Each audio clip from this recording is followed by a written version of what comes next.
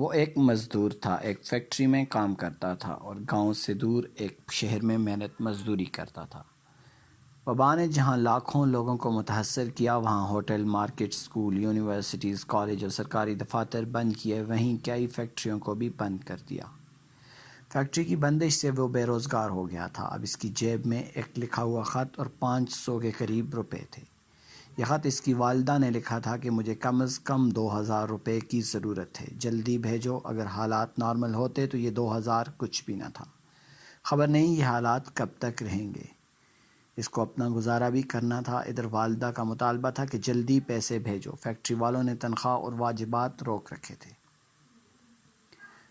جب وہ بس سے اترا، ہاتھ جیب میں ڈالا، وہ چونک اٹھا کہ جیب کترے نے پیسے اور خط اڑا لیا تھا۔ اب کیا کروں؟ اپنا گزارا بھی مشکل اور والدہ کا حکم بھی پورا کرنا ناممکن۔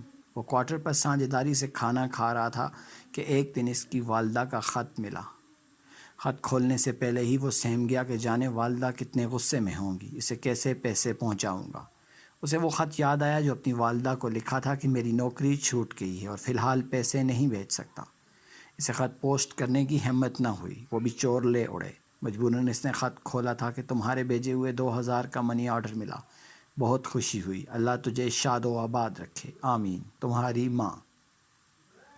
وہ پریشان ہو گیا کہ ماں جی کو پیسے کس نے بھیجے۔ وہ اس پوزیشن میں نہ تھا کہ کچھ دن بعد اسے ایک خط ملا اور اس پر لکھا تھا، بھائی 500 تیرے اور 1500 اپنے پاس سے ملا کر ماں جی کو 2000 بھیج دیے ہیں، کیونکہ ماں تو ماں ہوتی ہے، تیری ہو یا میری، وہ کیوں بھوکی رہے، تمہارا مجرم جیب کترا۔